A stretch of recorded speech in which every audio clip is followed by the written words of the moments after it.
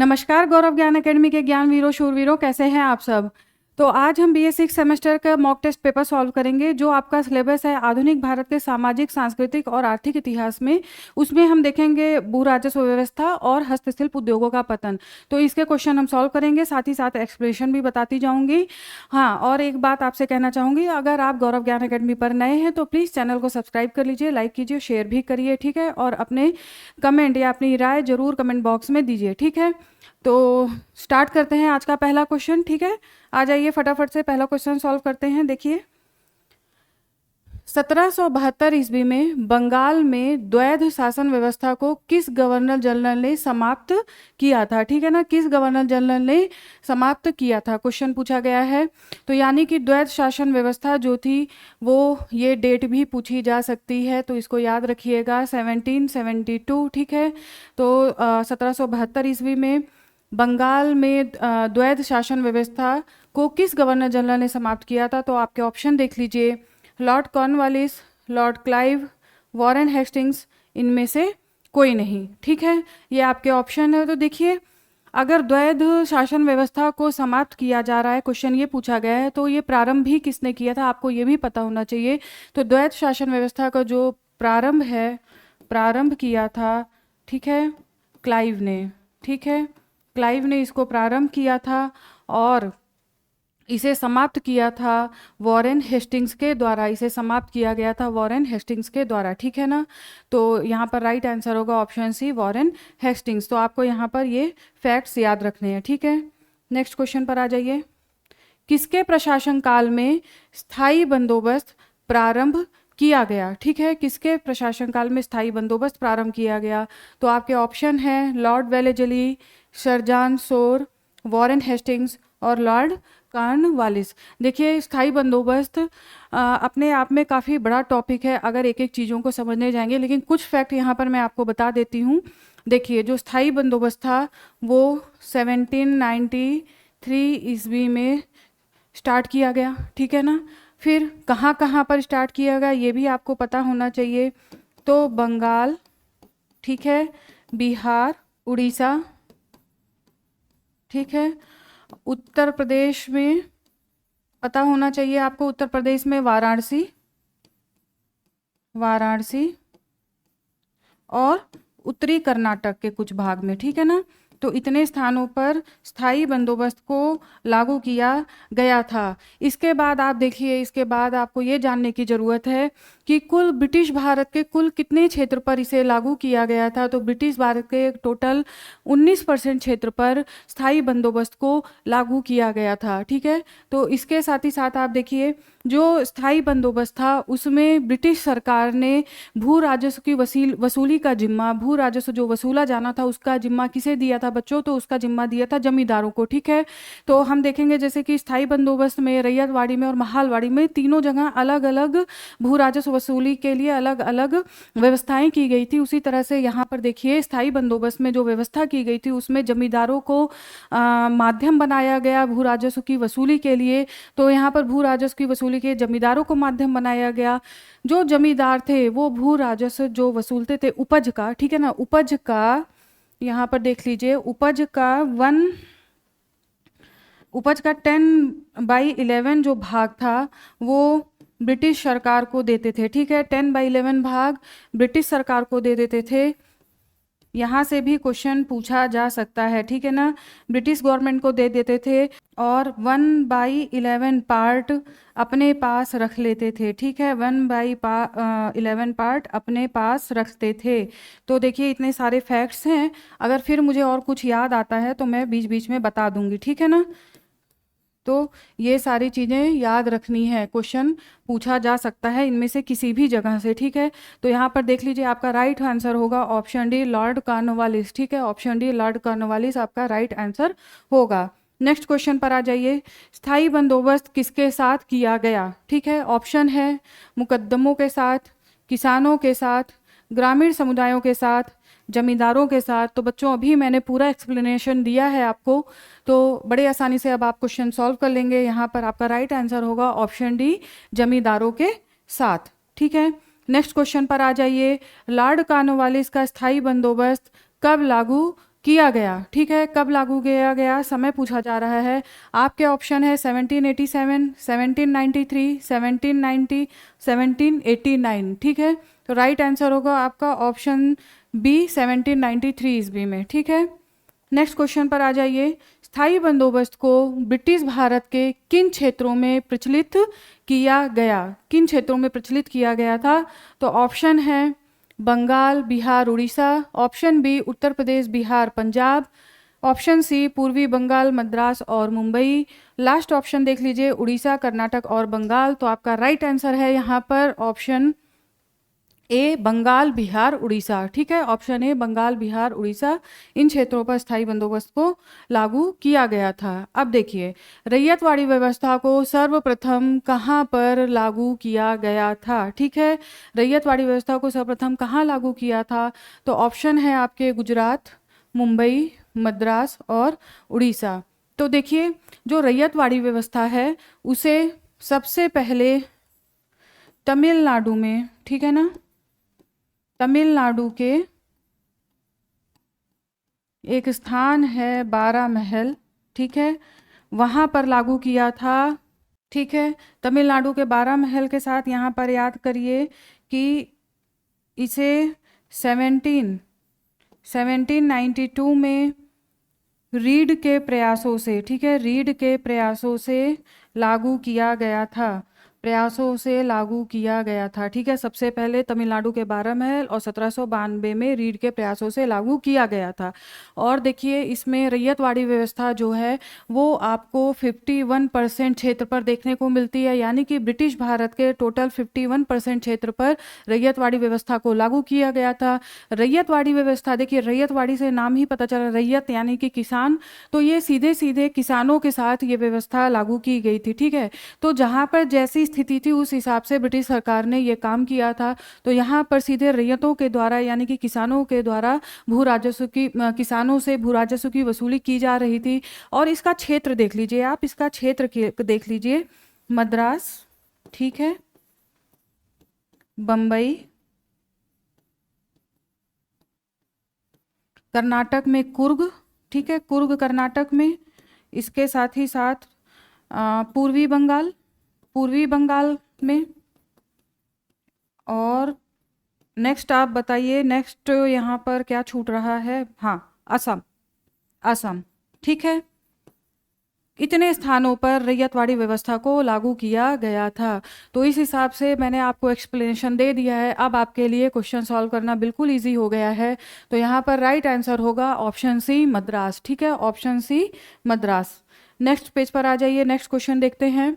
रैयतवाड़ी व्यवस्था के जन्मदाता कौन थे? रैयतवाड़ी व्यवस्था को जन्म किसने दिया या इसको शुरुआत किसने की थी, ये क्वेश्चन पूछा जा रहा है। तो ऑप्शन है Malcolm, Elphinstone, Thomas Read and Munro और मेटकॉफ, ठीक है। तो आपका राइट आंसर होगा option C Thomas Read and Munro, okay. Next question पर आ जाइए। रैयतवाड़ी व्यवस्था के अंतर्गत कुल ब्रिटिश भारत के भू क्षेत्र का कितना प्रतिशत हिस्सा शामिल था, ठीक है। ऑप्शन है 19%, 51%, 33%, 55%।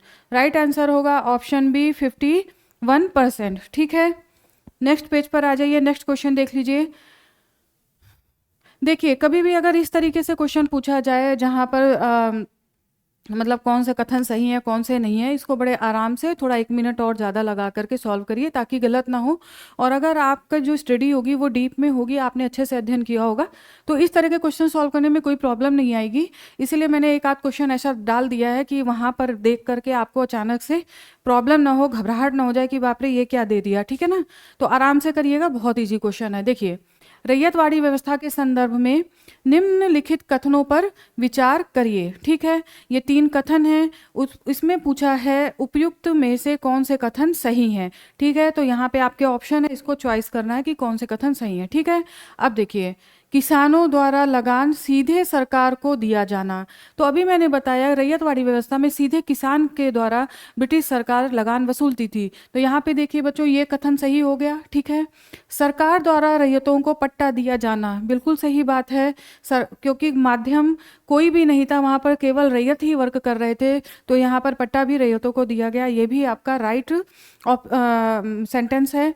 नेक्स्ट देख लीजिए, कर निर्धारण से पूर्व भूमि का सर्वेक्षण और मूल्य निर्धारण किया जाना। तो यहाँ पर ये भी ऑप्शन राइट है। तो देखिए आपका राइट आंसर होगा ऑप्शन सी 1, 2, 3, ठीक है। इस तरह से ये तीनों ही ऑप्शन सही हैं। नेक्स्ट पेज पर आ जाइए, क्वेश्चन देखिए, महालवाड़ी बंदोबस्त में भू राजस्व का निर्धारण किस आधार पर किया जाता था, ठीक है। ऑप्शन है समूचे ग्राम के उत्पादन के आधार पर, जमींदारी व्यवस्था के अंतर्गत, सीधे किसानों के उत्पादन के आधार पर, और उपयुक्त में से कोई नहीं। तो सबसे पहले हम देखिए महालवाड़ी व्यवस्था के बारे में कुछ जान लेते हैं। तो यहाँ पर एक फैक्ट ये बनता है कि इसे ब्रिटिश भारत के कुल 30% हिस्से पर लागू किया गया था महालवाड़ी व्यवस्था को। दूसरा देखिए इसका क्षेत्र देख लीजिए, इसका क्षेत्र दक्कन के कुछ हिस्सा, ठीक है, दक्कन का कुछ हिस्सा, ठीक है, संयुक्त प्रांत, संयुक्त प्रांत में देखिए इसमें 7-8 जिले थे, तो इतना ज़्यादा आप मत ध्यान रखिए, लेकिन कुछ आगरा, अवध, इटावा था, फरुखाबाद था, कई सारे यहाँ पर जिले थे, तो 1-2 आप याद रखिए। और इसके साथ ही साथ देखिए मध्य प्रांत, ठीक है, और पंजाब, ठीक है, पंजाब। तो इन क्षेत्रों पर महालवाड़ी व्यवस्था लागू की गई थी। यहाँ पर देखिए क्या था, यहाँ पर जो इकाई माना गया था, जो इकाई मान करके भू राजस्व वसूल किया जाना था, वो एक गांव, समूचा गांव के उत्पादन के आधार पर राजस्व को वसूल किया जाना था। तो इस आधार पर महालवाड़ी बंदोबस्त को लागू किया गया था ब्रिटिश गवर्नमेंट के द्वारा। तो यहाँ पर देखिए आपका राइट आंसर होगा ऑप्शन ए, समूचे ग्राम के उत्पादन के आधार पर। और ये प्लेस कितने % क्षेत्र पर लागू किया गया, ये सब चीज़ें याद करते चलिए, और अगर आपने पढ़ा होगा तो आपको कोई परेशानी नहीं आएगी। देखिए नेक्स्ट क्वेश्चन देखिए, महालवाड़ी व्यवस्था ब्रिटिश भारत के कितने क्षेत्रफल पर लागू की गई थी, कितने क्षेत्रफल पर लागू की गई थी। ऑप्शन है 19%, 51%, 30%, 55%। तो राइट आंसर होगा यहाँ पर आपका ऑप्शन सी, 30% क्षेत्र पर लागू की गई थी, ठीक है। नेक्स्ट क्वेश्चन पर आ जाइए। नेक्स्ट क्वेश्चन देखिए, ब्रिटिशों द्वारा किस नीति ने भारतीय हस्तशिल्प उद्योग को सबसे अधिक नुकसान पहुंचाया। तो यहाँ पर अब हस्तशिल्प का पतन जो है, वहाँ यहाँ से क्वेश्चन उसके शुरू हो जाते हैं। तो देखिए किस वजह से सबसे अधिक नुकसान हस्तशिल्प उद्योगों को हुआ था, यहाँ पर यह क्वेश्चन पूछा जा रहा है। तो ऑप्शन देख लीजिए, भूमि सुधार नीति, मुफ्त शिक्षा नीति, मुक्त व्यापार नीति, न्यायिक सुधार नीति, ठीक है। तो यहाँ पर राइट आंसर होगा आपका ऑप्शन सी, मुक्त व्यापार नीति। मुक्त व्यापार नीति के चलते क्या हुआ, इनका जो ब्रिटिश सरकार का, या कह लीजिए जो ब्रिटिश व्यापारी थे, उनका एकमात्र उद्देश्य था अपने मातृ देश के लिए लाभ कमाना, ठीक है।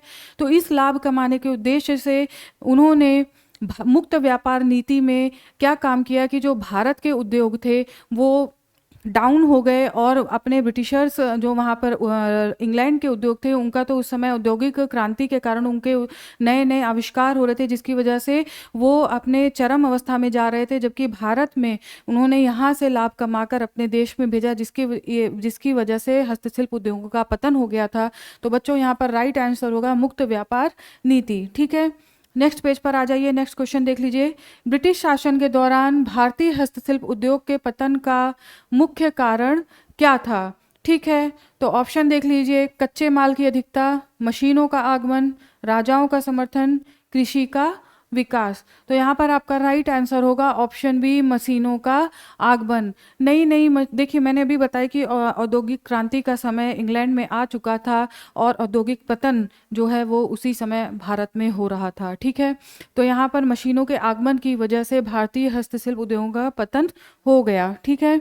नेक्स्ट क्वेश्चन पर आ जाइए, ब्रिटिश काल में भारतीय हस्तशिल्प उत्पादों की मांग में गिरावट क्यों आई, ठीक है। ऑप्शन देख लीजिए, गुणवत्ता की कमी के कारण, मशीन से बने सस्ते ब्रिटिश वस्त्रों की आयात के कारण, भारतीयों की रुचि बदलने के कारण, हस्तशिल्प मजदूरों की हड़ताल के कारण। देखिए, जब नई नई मशीनों का आविष्कार हुआ तो जो काम यहाँ पर 10 लोग मिलके और काफ़ी ज़्यादा समय लगा कर पा रहे थे, और वही काम मशीनों ने बहुत कम समय में कर दिया।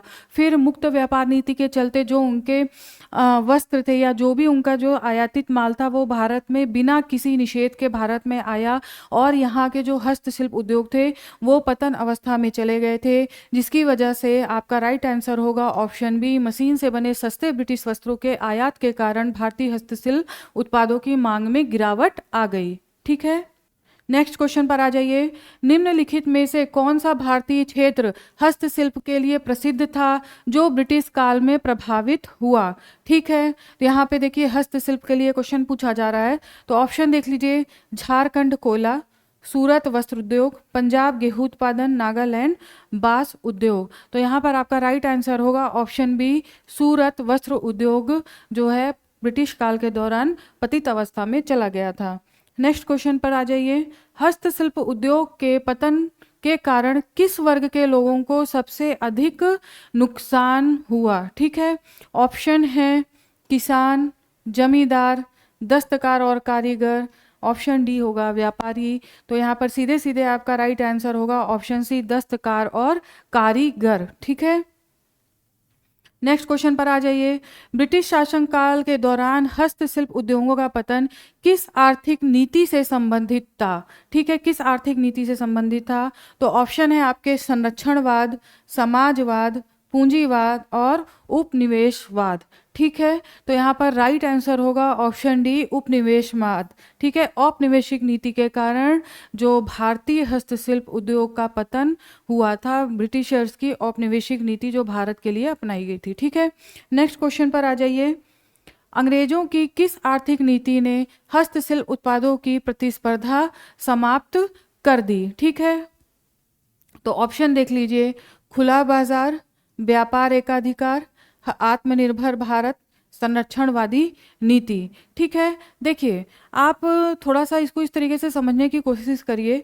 प्रेजेंट सिनेरियो में देखिए, हम किसी भी सरकार के साथ, जब भारत या कोई भी देश किसी भी देश के साथ, किसी भी सरकार के साथ व्यापार करता है तो अपने हित को देख करके वहाँ पर कितना आयात कर लगेगा, कितना निर्यात कर लगाया जाएगा, ये सारी चीज़ें बड़े अच्छे तरीके से तय की जाती हैं। जबकि व्यापारिक एकाधिकार जब होता है तो वहाँ पर केवल एक देश के द्वारा, यानी कि जो जैसे कि भारत के परिप्रेक्ष्य में देखा जाए तो ब्रिटिश गवर्नमेंट के द्वारा कि इस आधार पर, व्यापारिक एकाधिकार के आधार पर केवल अपने लाभ के लिए भारत पे चीज़ें थोपी गई थी, जिसकी वजह से भारत में हस्तशिल्प उत्पादों की प्रतिस्पर्धा समाप्त हो गई और हस्तशिल्प उद्योग का पतन देखने को मिलता है। ठीक है, नेक्स्ट पेज पर आ जाइए। ब्रिटिश काल में हस्तशिल्प की गिरावट का प्रभाव किस पर पड़ा? ठीक है, तो ऑप्शन देख लीजिए, ग्राम उद्योगों पर, केवल राजाओं पर, सैन्य बल पर, शिक्षकों पर। ठीक है, तो यहाँ पर राइट आंसर होगा ऑप्शन ए, ग्राम उद्योगों पर। ठीक है, नेक्स्ट क्वेश्चन पर आ जाइए। ब्रिटिश शासन के दौरान भारतीय हस्तशिल्प वस्त्र उद्योग का प्रमुख केंद्र कौन सा था जो बुरी तरीके से प्रभावित हुआ था? जो बुरी तरीके से प्रभावित हुआ था, तो ऑप्शन देख लीजिए, कानपुर, वाराणसी, ढाका और कोलकाता। तो यहाँ पर देख लीजिए, ये अच्छा क्वेश्चन है। इसका राइट आंसर होगा ऑप्शन सी, ढाका। क्योंकि ढाका में का जो महीन मलमल था ना, जो महीन मलमल था वो काफ़ी पसंद किया जाता था। महीन मलमल का काम काफ़ी पसंद किया जाता था, जो बुरी तरीके से प्रभावित हुआ था। ठीक है, नेक्स्ट पेज पर आ जाइए। नेक्स्ट क्वेश्चन देखिए, निम्न में से कौन सी घटना भारतीय हस्तशिल्प उद्योग के पतन से सीधे जुड़ी हुई है? ठीक है, तो ऑप्शन देख लीजिए, 1857 की क्रांति, रेलवे का विकास, जलियांवाला बाग हत्याकांड और इलाहाबाद समझौता। देखिए, भारत में रेलवे का विकास हमारी आपकी सुविधा के लिए ब्रिटिश सरकार के द्वारा नहीं किया गया था। वो लाभ कमाना चाहते थे। हाँ, अप्रत्यक्ष तौर पे भारतीयों को काफ़ी लाभ हुए। इसकी चर्चा फिर हम जब आगे पढ़ेंगे कभी तो उसमें बात करेंगे। लेकिन जो रेलवे का मेनली विकास था वो ये था कि दूर दराज के क्षेत्रों से कच्चे मालों को बंदरगाहों तक पहुंचाया जाए, जिससे कि वो माल आराम से ब्रिटेन जा सके और वहाँ से तैयार माल भारत में लाया जा सके। तो ये काम था ब्रिटिश सरकार का, जिसकी वजह से भारतीय हस्तशिल्प के उद्योगों के पतन में एक प्रमुख भूमिका थी इसकी। तो यहाँ पर राइट आंसर होगा ऑप्शन बी, रेलवे का विकास। ठीक है ना। नेक्स्ट क्वेश्चन पर आ जाइए। नेक्स्ट क्वेश्चन देखिए, ब्रिटिश शासन में किस नीति ने भारतीय हस्तशिल्प उद्योग को निर्यात आधारित अर्थव्यवस्था से हटाकर कच्चे माल की आपूर्ति तक सीमित कर दिया था? ठीक है, कच्चे माल की आपूर्ति तक सीमित कर दिया था। ऑप्शन देखिए, दोहरी शासन नीति, व्यापार संतुलन नीति, औपनिवेशिक व्यापार नीति, स्थायी बंदोबस्त की नीति। ठीक है, तो यहाँ पर आपका राइट आंसर होगा ऑप्शन सी, औपनिवेशिक व्यापार नीति। ठीक है, बड़े क्वेश्चन देख के, लंबे क्वेश्चन देख के बिल्कुल घबराना नहीं है, आराम आराम से क्वेश्चन सॉल्व करना है। नेक्स्ट क्वेश्चन देखिए, अफीम और नील जैसी नकदी फसलें उगाने के लिए ब्रिटिशों ने किस प्रकार की व्यवस्था अपनाई थी? ठीक है, ऑप्शन देखिए, सामूहिक खेती, अनुबंधित खेती, सहकारी खेती और लाभांश योजना। ठीक है, तो यहाँ पर फोर्सफुली तरीके से जो खेती करवाई जा रही थी उसको हम बोलेंगे अनुबंधित खेती। तो ये नीति अपनाई गई थी ब्रिटिशर्स के द्वारा, अनुबंधित खेती। ठीक है, अफीम और नील जैसे नकदी फसलों के मामले में। नेक्स्ट क्वेश्चन पर आ जाइए, कृषि के व्यवसायीकरण के कारण भारतीय किसान किन समस्याओं से ग्रसित हुए? ठीक है, भारतीय किसान किन समस्याओं से ग्रसित हुए थे? तो आप ऑप्शन देख लीजिए, तकनीकी शिक्षा का अभाव, राजस्व की वृद्धि, ऋणग्रस्तता और गरीबी, उद्योगों से प्रतिस्पर्धा। देखिए, जब हस्तशिल्प उद्योगों का पतन हुआ तो जो दस्तकार थे, जो काफ़ी पीढ़ियों से काम करते हुए चले आ रहे थे, अब वो एकाएक बेरोजगार हो गए। तो इस तरीके से देखिए, कृषि भूमि पर भी भार पड़ा।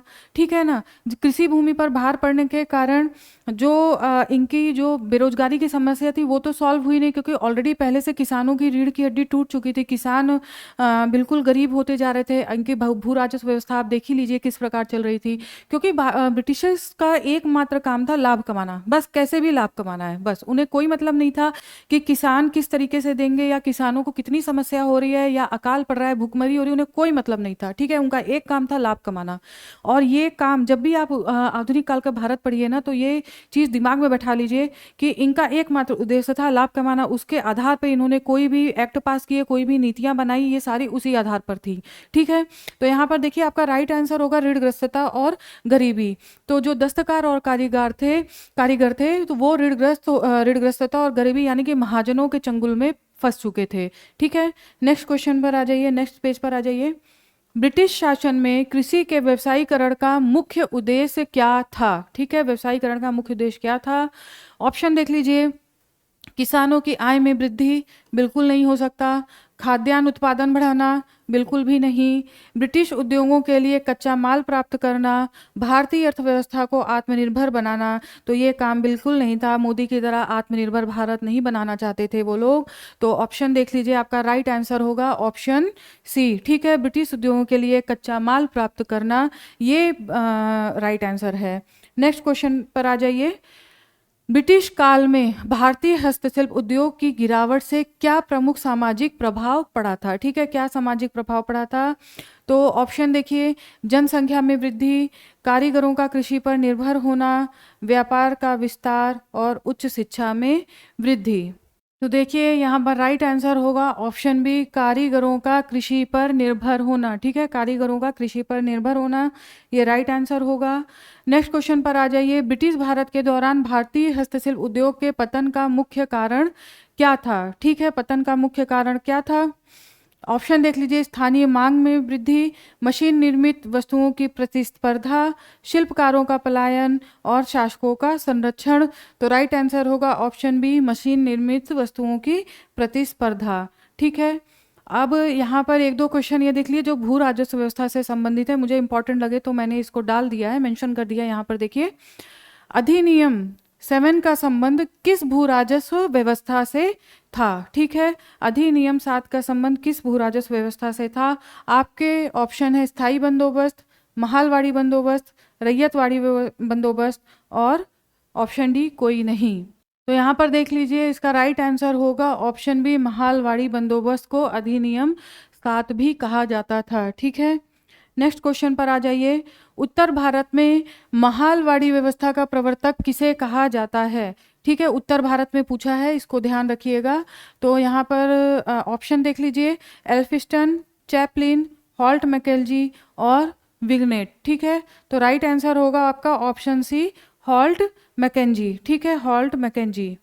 यहाँ पर अन्य देखिए, ऑप्शन देख लीजिए। 1919 से 27 के मध्य एल्फिंस्टन जो है वो बम्बई का गवर्नर था। ठीक है, बम्बई का गवर्नर था, बम्बई का गवर्नर था। और विग्नेट को 1835 ईस्वी में, विग्नेट को 1835 ईस्वी में भू राजस्व अधिकारी बनाया गया था। ठीक है, तो नेक्स्ट क्वेश्चन देख लीजिए। ब्रिटिश काल में भारत में सूती वस्तुओं पर आयातित शुल्क कितना था? ठीक है, आयातित शुल्क पूछा गया है सूती वस्तुओं पर। आपके ऑप्शन है 3.5%, 4.5%, 2.5% और 5.5%। ठीक है, तो यहाँ पर और भी देख लीजिए, जो चमड़े पर आयातित शुल्क था वो 5% था। ठीक है, 5% था, जबकि सूती वस्त्रों पर 2.5% लगाया गया था। नेक्स्ट क्वेश्चन पर आ जाइए और लास्ट क्वेश्चन है, निम्नलिखित में से किसने कहा था कि ईस्ट इंडिया कंपनी ने भारतीय शिल्पों को चारों ओर से कड़े नियंत्रण में रखकर भारतीय हस्तशिल्प का गला घोट दिया? ठीक है ना, तो यहाँ पर ईस्ट इंडिया कंपनी। ठीक है, ऑप्शन देख लीजिए, दादा भाई नौरोजी, गोपाल कृष्ण गोखले, रमेश चंद्र दत्त और RC देसाई। तो यहाँ पर राइट आंसर होगा ऑप्शन सी, रमेश चंद्र दत्त। RC दत्त ने ये कथन कहा था, इसे ध्यान रखिएगा। इसके अलावा दो और लोग हैं जिन्होंने हस्तशिल्प के उद्योगों के पतन के विषय में बात कही है। एक है विलियम बेंटिंक। ठीक है ना, विलियम बेंटिंक। बेंटिंक ने कहा है, बेंटिंक बोलते हैं कि भारतीय बुनकरों की हड्डियां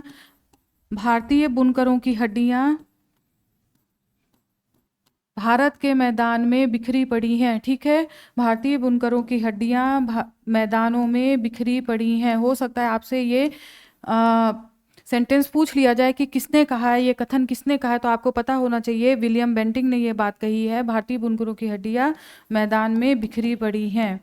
ठीक है, इतनी बुरी स्थिति की बात खुद गवर्नर जनरल ये बात कह रहा है, मैदान में बिखरी पड़ी हैं। नेक्स्ट कहा था कार्ल मार्क्स ने। ठीक है, कार्ल मार्क्स ने ये बात कही थी कि, देख लीजिए,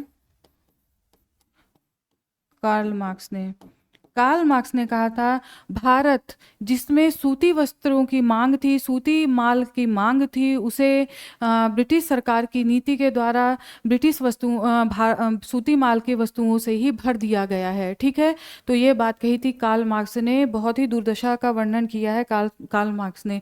तो ये दो लोग हैं जिन्होंने हस्तशिल्प उद्योगों के पतन के बारे में ये कुछ बातें कही हैं। अगर आपसे ये कथन पूछा जाए तो अब आपको पता है और आप आराम से इसे सॉल्व कर सकते हैं। ठीक है, तो आज आपको उम्मीद है कि वीडियो पसंद आया होगा। कमेंट बॉक्स में कमेंट जरूर करिए। नेक्स्ट जल्दी ही आपसे मिलती हूँ। धन्यवाद।